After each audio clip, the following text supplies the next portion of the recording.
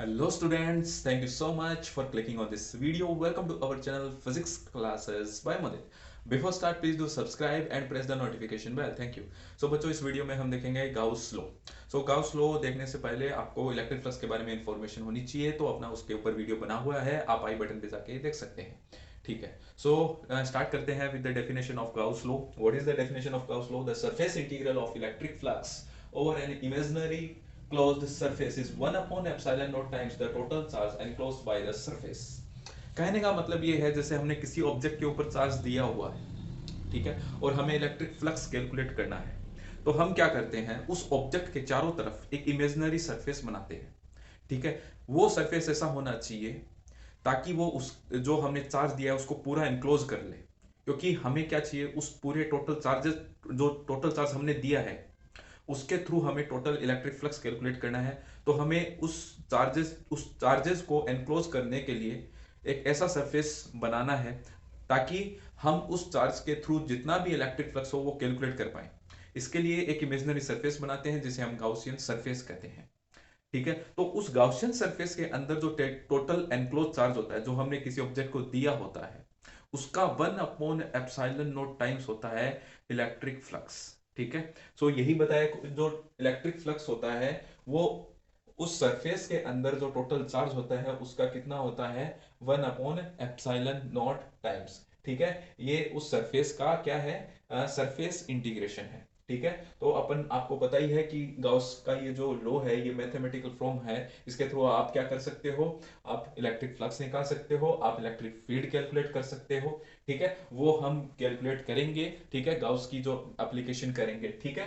तो this is the mathematical representation of Gauss law. इसको 5e लिखना ज्यादा बेटर रहेगा because we are talking about electric flux. ठीक है. सो इसको आप ऐसे भी लिख सकते हो, समीशन क्यू की जगह Q enclosed upon epsilon not. ठीक है. एनक्लोज का मतलब उस सरफेस के अंदर जो टोटल चार्ज है. ठीक है. यानी आपको क्या करना है, बेसिकली चार्ज के थ्रू आपको पता करना है इलेक्ट्रिक फ्लक्स कितना है, तो उसको क्या कर दो, एक इमेजिनरी सरफेस से अपन क्या कर देते हैं, उसको पूरा कवर कर देते हैं. ठीक है. और हमें इलेक्ट्रिक फ्लक्स निकालना होता है, तो उस चार्ज का कितना होता है, टोटल चार्ज का 1/एप्सिलॉन नॉट टाइम्स होता है. अगर वहां पर मान लो एयर और वैक्यूम के अलावा अगर अलग कोई मीडियम हो, तो मीडियम के लिए अपन क्या करेंगे, आपको पता ही है, epsilon not is the permittivity of vacuum और एयर, और एप्सिलॉन क्या होता है, it is the permittivity of medium. तो मीडियम के लिए यहाँ पर एप्सिलॉन नॉट की जगह क्या लिख देंगे, एप्सिलॉन लिख देंगे. तो अब गाउस लॉ से जुड़े कुछ इंपॉर्टेंट फैक्ट है वो देख लेते हैं. ठीक है. यहां पर समीशन क्यू जो आता है फॉर्मूले में, summation Q represents the algebraic sum of charges.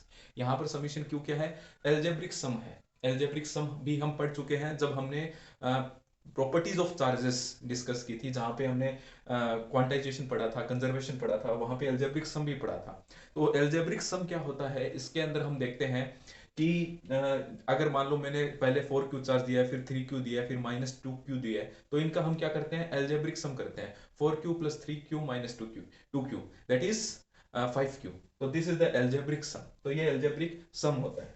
ठीक है. Before applying Gauss law, we consider a Gaussian surface which is imaginary surface. It can have any shape or size. तो Gauss law को apply करने से पहले हमें क्या करना है, एक इमेजिनरी सरफेस बनाना होता है जहां पे चार्ज डिस्ट्रीब्यूट है. ठीक है. जहां से हमें इलेक्ट्रिक फ्लक्स कैलकुलेट करना है, उस पूरे चार्ज को कवर करने के लिए एक ऐसा इमेजिनरी सरफेस बनाते हैं.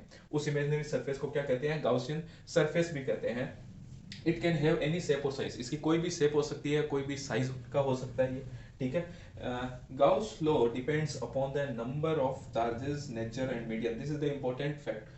गाउस लॉ किन किन पे डिपेंड करता है, तो गाउस लॉ जो है वो चार्जेस, नंबर ऑफ चार्जेस के ऊपर, ऑब्वियसली क्योंकि एल्जेब्रिक सम की बात कर रहे हैं, तो ये नंबर ऑफ चार्जेस पे डिपेंड करेगा. नेचर पे डिपेंड करेगा, भाई नेचर कैसा है. ठीक है. नेगेटिव चार्ज है उस पर या पॉजिटिव चार्ज है, बिकॉज अगर मान लो फ्लक्स जो है वो बाहर निकल रहा है, ठीक है, living out of the surface है, तब तो साइन पॉजिटिव आएगा. अगर फ्लक्स जो है वो एंटर कर रहा है, ठीक है, entering the number of field lines, अगर फील्ड लाइंस है वो एंटर कर रही है, तब फ्लक्स कैसा आएगा, नेगेटिव आएगा. तो ऑब्वियसली ये नेचर पे डिपेंड करता है, और मीडियम पे तो डिपेंड करता ही है, आपको पता चल गया, यहाँ पे हमने देखा था वैक्यूम के लिए, और दिस इज फॉर मीडियम. ठीक है. तो Gauss law depends only upon the number of charges, ठीक है, nature of charges and medium, ठीक है। अब यहाँ पे ये चीज इंपॉर्टेंट है कि गाउस लॉ कभी भी शेप पे डिपेंड नहीं करता, साइज पे डिपेंड नहीं करता, चार्ज डेंसिटी के ऊपर डिपेंड नहीं करता, ठीक है। तो ये इंपॉर्टेंट है, ये याद रखना है। दूसरा यहाँ पे नेक्स्ट देखो, आपके सामने दो डायग्राम बने हुए हैं, ठीक है। तो अब देखो, जैसे ये पहले वाले डायग्राम की अपन बात करते हैं, इसमें देखो क्या है कि कहने का मतलब ये है, अगर जैसे आपने कोई सरफेस बनाया है और अगर उसके अंदर कोई भी चार्ज नहीं है, अगर कोई सरफेस बनाया है उसके अंदर कोई भी चार्ज नहीं है, तो इलेक्ट्रिक फ्लक्स जो होगा वो जीरो होगा, ठीक है। चाहे उसमें से इलेक्ट्रिक फील्ड लाइंस आ रही है या उसमें से बाहर निकल रही है, नंबर ऑफ फील्ड लाइंस का कोई फर्क फ्लक्स में नहीं पड़ेगा, क्योंकि उस सरफेस के अंदर कोई भी चार्ज नहीं है, ठीक है। The basic condition for the Gauss law is it is necessary that there should be charge and there should be charge, ठीक है। मतलब सरफेस के अंदर चार्ज होना जरूरी है, तो यहाँ पर कोई भी चार्ज नहीं है, that's why the total electric flux is zero, ठीक है। तो सरफेस के अंदर कोई भी चार्ज नहीं है, क्योंकि यहाँ पर देखो जितना फ्लक्स आ रहा है, जितनी फील्ड लाइंस आ रही है, उतनी ही बाहर निकल रही है, तो फाई टोटल क्या आ गया, जीरो आ गया। अपन इसको ऐसे भी लिख सकते हैं, phi entering plus phi leaving is zero, जितना फ्लक्स एंटर हो रहा है उतना बाहर निकल रहा है, तो that's why phi total is zero. तो इसका कहने का मतलब ये है कि अगर कोई सरफेस के अंदर कोई भी चार्ज नहीं है तो टोटल फ्लक्स क्या होगा, जीरो होगा। अब यहां पर आप देखो, यहां पर तो अंदर चार्जेस भी है, ठीक है, एक प्लस क्यू चार्ज है, एक माइनस क्यू चार्ज है, फिर भी टोटल फ्लक्स क्या लिखा है, जीरो लिखा है। लेकिन जैसे ही हम यहाँ पर गाउस लॉ अप्लाई करेंगे, तब गाउस लॉ में आप देखो यहाँ पर क्या आता है, समीशन क्यू, ठीक है, यानी एल्जेब्रिक सम। आप इन दोनों का अगर आप एल्जेब्रिक सम करते हो तो प्लस क्यू माइनस क्यू क्या होता है, zero, that's why the phi total is zero. तो यहां पर इस ये जो सरफेस है, इसके अंदर ये जो एनक्लोज चार्ज है, plus Q minus Q charges होने के बावजूद यहाँ पर फ्लक्स क्या है, जीरो है। क्यों, क्योंकि यहाँ पर प्लस क्यू माइनस क्यू इनका एल्जेब्रिक सम क्या आएगा, जीरो आएगा, ठीक है। अब देखो कुछ एक्सेप्शन भी है इसके, ठीक है। फॉर एग्जांपल जैसे मान लो एक सरफेस के अंदर अगर हम डाइपोल रख देते हैं, तो डाइपोल में आपको पता है, ठीक है, हमने देखा भी है डाइपोल क्या होता है, ठीक है। It is a system of two equal and opposite charges separated with a very small distance, ठीक है। तो इसमें एक माइनस क्यू चार्ज होता है और इसमें एक प्लस क्यू चार्ज होता है। तो डाइपोल की वजह से आप इलेक्ट्रिक फील्ड तो कैलकुलेट करते हो, ठीक है। हमने इलेक्ट्रिक फील्ड एक्सियल लाइन पे भी देखी है और इक्वाटोरियल लाइन पे भी हमने कैलकुलेट की थी। तो आप इलेक्ट्रिक फील्ड तो आप कैलकुलेट करते हो डाइपोल की वजह से, लेकिन अगर सरफेस के अंदर अगर डाइपोल है तो उसकी वजह से फ्लक्स जीरो होता है।